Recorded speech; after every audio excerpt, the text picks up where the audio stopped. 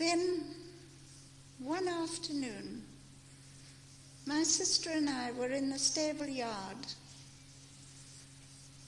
and I'm a great animal lover, great nature lover. And we saw this great object going across the sky. It was about the size of that globe of Earth. And it went quite slowly across the sky. And we were feeding our puppies at the time.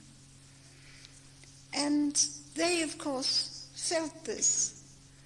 I don't think they even saw it, but they sensed it. And they ran yelping into their kennel.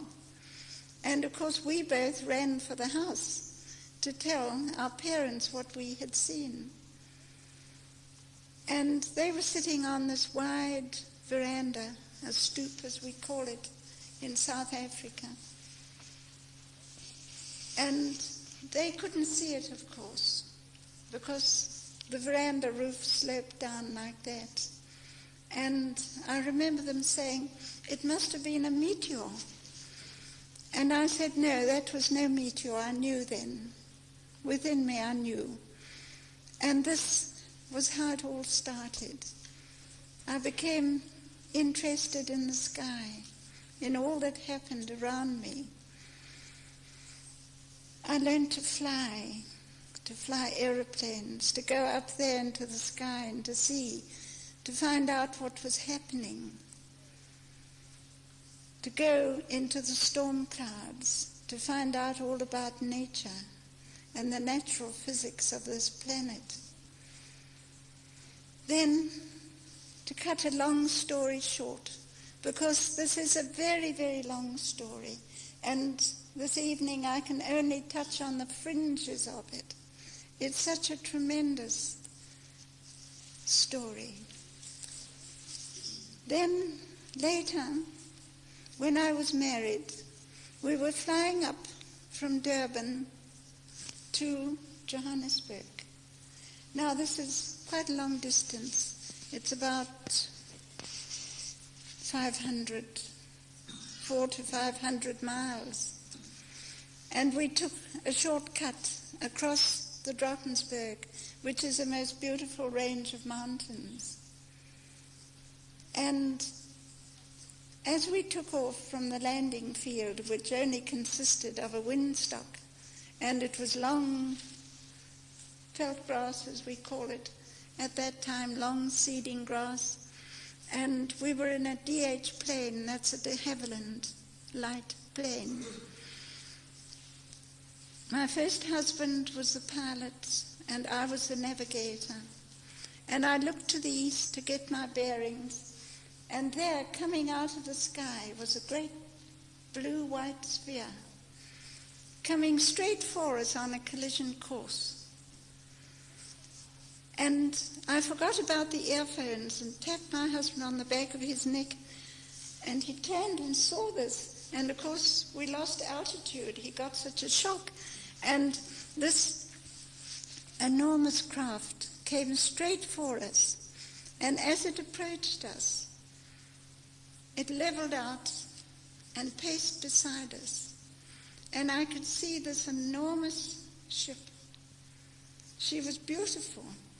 A great hull that was spinning, and a flattish dome, and through the portholes were lights.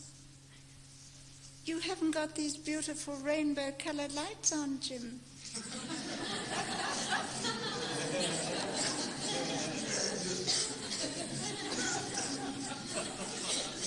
It was like this, the different colored lights of the spectrum that were coming from her and out of the portholes, and beneath was the most beautiful light of all, of deepest violet, like this carpet. It really was. This is why I was so anxious to come here, because I knew that this was right. Because here are the colors of the spaceship, the colors of the rainbow, the colors of the spectrum. which again is the natural physics of the electromagnetic wavelength of the universe, which is light broken up into different frequencies, which is the most wonderful thing. And there she was, this great ship of light, pacing beside us, and all the time we were losing altitude over the mountains. Then she suddenly disappeared in a tremendous burst of white light, and she was gone. Well, we managed to rectify the plane, because by then we were being hit by a lot of turbulence over the mountains, and we landed safely eventually at the airfield in Johannesburg. And of course, my husband, being a very seasoned pilot, all he could say about it was that thing in the sky. And he immediately phoned Air Force headquarters in Pretoria and reported the whole incident. So they asked us to wait there, and they immediately sent over 2 Air Force officers to interrogate us. And we sat over cups of coffee well into the night discussing this. But I knew, here was the spaceship back again. I didn't say anything, because my woman's intuition, I knew, would not be understood by very down-to-earth Air Force officers. So I kept my thoughts to myself. And as time went on, the Second World War, just prior to that, we were stationed in England at de Havilland's experimental station, which is at Hatfield in Hertfordshire, England. And there I had access to various documents. By then I was in Air Force Intelligence, South African Air Force, seconded to the Royal Air Force Intelligence. So I had access to these documents.